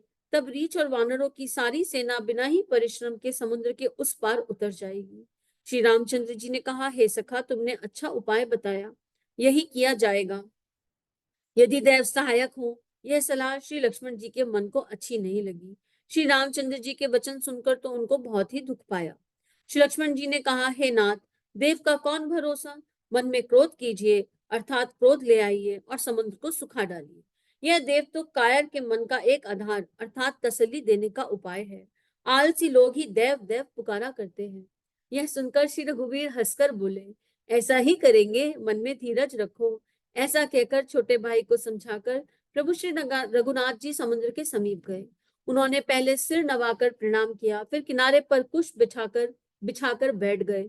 इधर ज्यों ही विभीषण जी प्रभु के पास आए, त्यों ही रावण ने उनके पीछे दूत भेजे। कपट से वानर का शरीर धारण कर उन्होंने सब लीलाएं देखी। वे अपने हृदय में प्रभु के गुणों की और शरणागत पर उनके स्नेह की सराहना करने लगे। फिर वे प्रकट रूप में भी अत्यंत प्रेम के साथ श्री रामचंद्र जी के स्वभाव की बड़ाई करने लगे। उन्हें दुराव कपट वेश भूल गया। तब वानरों ने जाना कि ये शत्रु के दूत हैं और वे उन सबको बांधकर सुग्रीव के पास ले आए। राम सिया राम जय जय राम। राम सिया राम जय जय राम। कपट से बानर का शरीर धारण कर उन्होंने सब लीलाएं देखी। वे अपने हृदय में प्रभु के गुणों की ओर शरणागत पर उनके स्नेह की सराहना करने लगे। फिर वे प्रकट रूप में भी अत्यंत प्रेम के साथ श्री रामचंद्र जी के स्वभाव की बड़ाई करने लगे। उन्हें दुराव कपट वेश भूल गया। तब बानरों ने जाना कि ये शत्रु के दूत हैं और वे उन सबको बांधकर सुग्रीव के पास ले आए। सुग्रीव ने कहा, सब बानरों सुनो, राक्षसों के अंग भंग करके भेद दो। सुग्रीव के वचन सुनकर बानर दौड़े। दूतों को बांधकर उन्होंने सेना के चारों ओर घुमाया। बानर उन्हें बहुत तरह तरह से मारने लगे। वे दीन होकर पुकारते थे, फिर भी बानरों ने उन्हें नहीं छोड़ा। तब दूतों ने पुकार कर कहा, जो हमारे नाक कान काटेगा उसे कौशलाधीश श्री रामचंद्र जी की सौगंध है। यह सुनकर लक्ष्मण जी ने सबको निकट बुलाया। उन्हें बड़ी दया लगी। इससे हंसकर उन्होंने राक्षसों को तुरंत ही छुड़ा दिया और उनसे कहा, रावण के हाथ में यह चिट्ठी देना और कहना, हे कुल घातक, लक्ष्मण के शब्दों संदेशों को बांचो। फिर उस मूर्ख से जवानी यह मेरा उदार कृपा से भरा हुआ संदेश कहना कि सीता जी को लेकर उनसे श्री रामचंद्र जी से मिलो नहीं तो तुम्हारा काल आ गया समझो। लक्ष्मण जी के चरणों में मस्तक नवाकर श्री रामचंद्र जी की गुणों की कथा वर्णन करते हुए दूत तुरंत ही चल दिए। श्री राम जी का यश कहते हुए वे लंका में आए और उन्होंने रावण के चरणों में सिर नवाए। दसमुख रावण ने हंसकर बात पूछी, अरे सुख, अपनी कुशल क्यों नहीं कहता? फिर उस विभीषण का समाचार सुना, मृत्यु जिसके अत्यंत निकट आ गई है। मूर्ख ने राज्य करते हुए लंका को त्याग दिया। अभागा अब जौ का कीड़ा घुन बनेगा। जौ के साथ जैसे घुन भी पिस जाता है, वैसे ही नर वानरों के साथ वह भी मारा जाएगा। फिर भालू और बानरों की सेना का हाल कहे, जो कठिन काल की प्रेरणा से यहाँ चली आई है और जिनके जीवन का रक्षक कोमल चित वाला बेचारा समुद्र बन गया है। अर्थात उनके और राक्षसों के बीच में यदि समुद्र न होता तो अब तक राक्षस उन्हें मारकर खा गए होते। फिर उन तपस्वियों की बात बता जिनके हृदय में मेरा बड़ा डर है। उनसे तेरी भेंट हुई या बेकानों से मेरा सुयह सुनकर ही लौट गए। शत्रु सेना का तेज और बल बताता क्यों नहीं? तेरा चित बहुत ही चकित भौचक्का सा हो रहा है। दूत ने कहा, हे नाथ, आपने जैसे कृपा करके पूछा है वैसे ही क्रोध छोड़कर मेरा कहना मानिए। मेरी बात पर विश्वास कीजिए। जब आपका छोटा भाई श्री राम जी से जाकर मिला, तब उसके पहुंचते ही श्री राम जी ने उसको राजतिलक कर दिया। हम रावण के दूत हैं, यह कानों से सुनकर बानरों ने हमें बांधकर बहुत कष्ट दिए, यहाँ तक कि वे हमारे नाक कान काटने लगे। श्री राम जी की शपथ दिलाने पर कहीं उन्होंने हमको छोड़ा। हे नाथ, आपने श्री रामचंद्र जी की सेना पूछी तो वह तो करोड़ मुखों से भी वर्णन नहीं की जा सकती। अनेकों रंगों के भालू और बानरों की सेना है, जो भयंकर मुख वाले, विशाल शरीर वाले और भयानक है। जिसने नगर को जलाया और आपके पुत्र अक्षय कुमार को मारा, उसका बल तो सब बानरों में थोड़ा है। असंख्य नामों वाले बड़े ही कठोर और भयंकर योद्धा हैं। उनमें असंख्य हाथियों का बल है और वे बड़े ही विशाल हैं। द्वेंद, मैंद, नील, नल, अंगद, गद, विक्तास्य, दधिमुख, केसरी, निसट, सट और जामवंत, ये सभी बल की राशि है। ये सब बानर बल में सुग्रीव के समान है और इनके जैसे एक दो नहीं करोड़ों हैं। उन बहुत सौ को गिन भी कौन सकता है? श्री राम जी की कृपा से उनमें अतुल्य बल है। वे तीनों लोगों को तृण के समान तुच्छ समझते हैं। हे दस ग्रीव, मैंने कानों से ऐसा सुना है कि 18 पद तो अकेले बानरों की सेनापति हैं। हे नाथ, उस सेना में ऐसा कोई बानर नहीं है जो आपको रण में न जीत सके। सबके सब अत्यंत क्रोध से हाथ मीचते हैं और श्री रघुनाथचंद्र जी उन्हें आज्ञा नहीं देते। हम मछलियों और सांपों से समुद्र को सोख लेंगे, नहीं तो बड़े बड़े पर्वतों से उसे भरकर काट देंगे और रावण को मसल कर दूर में मिला देंगे। सब बानर ऐसे ही वचन कह रहे हैं, सब सहज ही निडर है, इस प्रकार गरजते और दपटते हैं, मानो लंका को निगल ही जाना चाहते हैं। सब बानर भालू सहज ही सूरवीर हैं। फिर उनके सिर पर प्रभु सर्वेश्वर श्री राम जी हैं।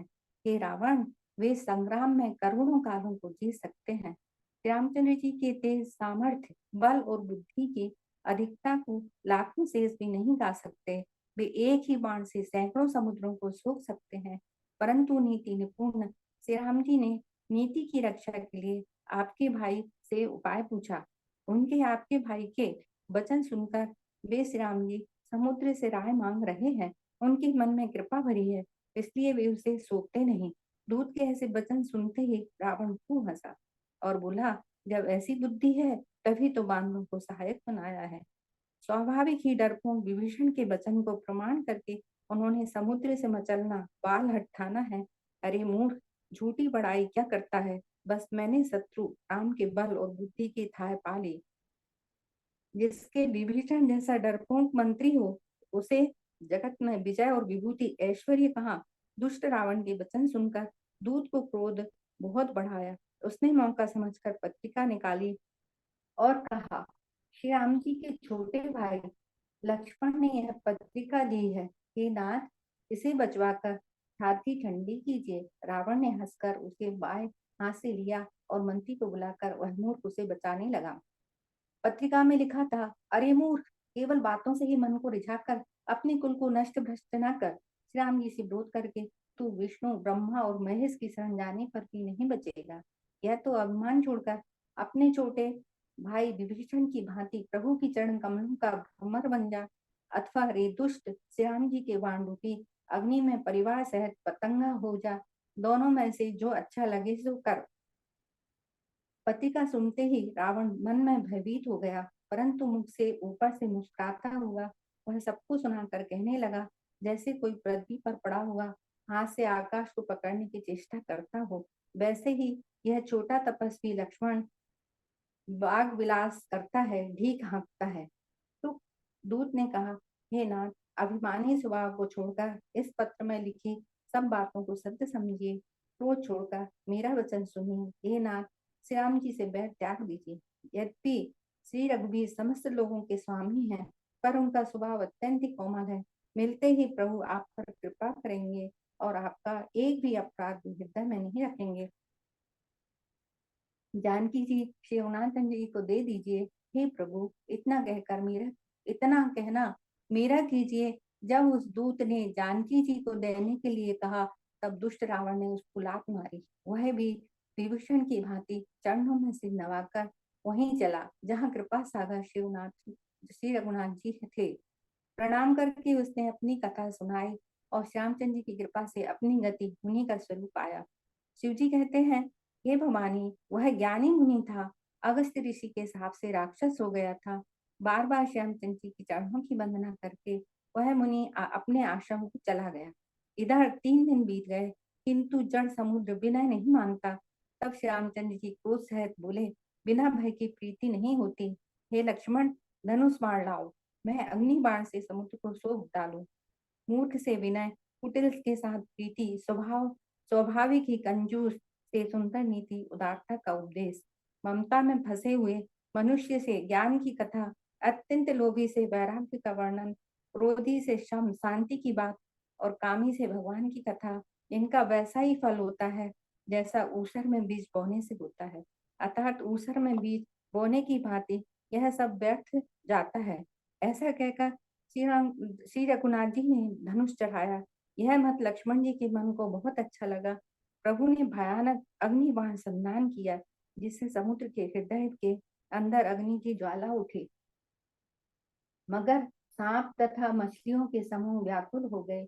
जब समुद्र ने जीवों को जलते जाना, तब सोने की थाल में अनेक मणियों रत्नों को भरकर अभिमान छोड़कर वह ब्राह्मण के रूप में आया। काकभूषण जी कहते हैं, हे गरुड़ जी सुनिए, चाहे कोई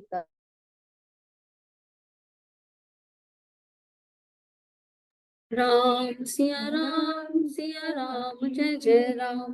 काकभूषणी कहते हैं, हे गरुड़ जी सुनिए, चाहे कोई करोड़ों उपाय करके सींचे, पर केला तो काटने पर ही फलता है। नीच विनय से नहीं मानता, वह डांटने पर ही झुकता है, अर्थात रास्ते पर आता है। समुद्र ने भयभीत होकर प्रभु के चरण पकड़कर कहा, हे नाथ, मेरे सब अवगुण दोष क्षमा कर दीजिए। हे नाथ, आकाश, वायु, अग्नि, जल और पृथ्वी, इन सबकी करनी स्वभाव से ही जड़ है। आपकी प्रेरणा से माया ने इन्हें सृष्टि के लिए उत्पन्न किया है। सब ग्रंथों ने यही गाया है, जिसके लिए स्वामी की जैसी आज्ञा, उसी प्रकार से रहने में सुख होता है। प्रभु ने अच्छा किया जो मुझे शिक्षा दंड दी, किंतु मर्यादा जीवों का स्वभाव भी आपकी बनाई हुई है। ढोल, गवार, शूद्र, पशु और नारी और स्त्री, ये सब शिक्षा के अधिकारी हैं। प्रभु के प्रताप से मैं सूख जाऊंगा और सेना पार उतर जाएगी। इसमें मेरी बड़ाई नहीं, अर्थात मेरी मर्यादा नहीं रहेगी। तथापि प्रभु की आज्ञा अपेल है, अर्थात आपकी आज्ञा का उल्लंघन नहीं हो सकता, ऐसा वेद गाते हैं। अब आपको जो अच्छा लगे मैं तुरंत वही करूंगा। समुद्र के अत्यंत विनीत वचन सुनकर कृपालु श्री रामचंद्र जी ने मुस्कुराकर कहा, हे तात, जिस प्रकार वानरों की सेना पार उतर जाए वह उपाय बताओ। समुद्र ने कहा, हे नाथ, नल और नील 2 बानर भाई हैं। उन्होंने लड़कपन में ऋषि से आशीर्वाद पाया था। उनका स्पर्श कर लेने से भारी भारी पहाड़ भी आपके प्रताप से समुद्र पर तैर जाएंगे। मैं भी प्रभु को की प्रभुता को हृदय में धारण कर अपने बल के अनुसार जहां तक मुझसे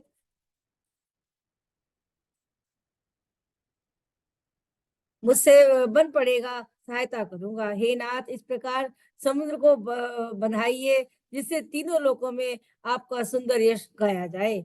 इस बाण से मेरे उत्तर तट पर रहने वाले पाप के राशि दुष्ट पुरुषों का वध कीजिए। कृपालु और रणधीर श्री राम जी ने समुद्र के मन की पीड़ा सुनकर उसे तुरंत ही हर लिया, अर्थात बाण से उसे उन दुष्टों का वध कर दिया। श्री राम जी का भारी बल और पौरुष देखकर समुद्र हर्षित होकर सुखी हो गया। उसने उन दुष्टों का सारा चरित्र प्रभु को कह सुनाया, फिर चरणों की वंदना करके समुद्र चला गया। तो समुद्र अपने घर चला गया। श्री रघुनाथ जी का यह मत, उसकी सलाह अच्छा लगा। यह चरित्र कलयुग के पापों को हरने वाला इसे तुलसीदास जी ने अपनी बुद्धि के अनुसार गाया है। श्री रघुनाथ जी के गुण समूह, सुख के धाम, संदेह का नाश करने वाले और विषाद का दमन करने वाले, अरे मूर्ख मन, तू संसार का सब आशा भरोसा त्याग कर निरंतर इन्हें गा और सुन। श्री रघुनाथ जी का गुणगान संपूर्ण सुंदर मंगलों को देने वाला है। जो इसे आदर सहित सुनेंगे वो बिना किसी जहाज अन्य साधन के ही भवसागर को तर जाएंगे। कलयुग के समस्त पापों का नाश करने वाले श्री रामचरितमानस का यह 5वां सोपान समाप्त हुआ। राम सिया राम, सिया राम, जय जय राम। राम सिया राम, सिया राम, जय जय राम। राम सिया राम, सिया राम, जय जय राम। राम सिया राम, सिया राम, जय जय राम। आज के सुंदर कांड के पाठ में हम सभी इस भाव से गदगद हो गए कि भक्त शिरोमणि श्री हनुमान जी ने अपने प्रभु श्री राम के प्रेम और बल के साथ माँ सीता का पता लगाया और श्री जानकी जी के प्रेम को प्रभु राम तक और प्रभु राम जी के प्रेम, विकल्पपूर्ण प्रेम को माँ जानकी तक पहुंचाया। स्वयं को सर्वशक्तिमान मानने वाले रावण के अहंकार को तोड़ा और प्रभु श्री राम ने भक्त विभीषण जी को अपने शरण में लेकर समुद्र पार करने की तैयारी पूरी कर ली है। बहुत ही अत्यंत भावपूर्ण यह पाठ था और सभी को आनंद आया। तो इस आनंदपूर्ण पाठ को हम अपने प्रभु श्री रामचंद्र जी और परम पूज्य गुरुदेव माता जी के चरणों में अर्पित समर्पित करते हैं। आइए एक गायत्री मंत्र करते हैं। ओम भूर्भुवः स्वः तत्सवितुर्वरेण्यं भर्गो देवस्य धीमहि धियो यो नः प्रचोदयात्। सभी को प्रणाम, अनंत अनंत आभार।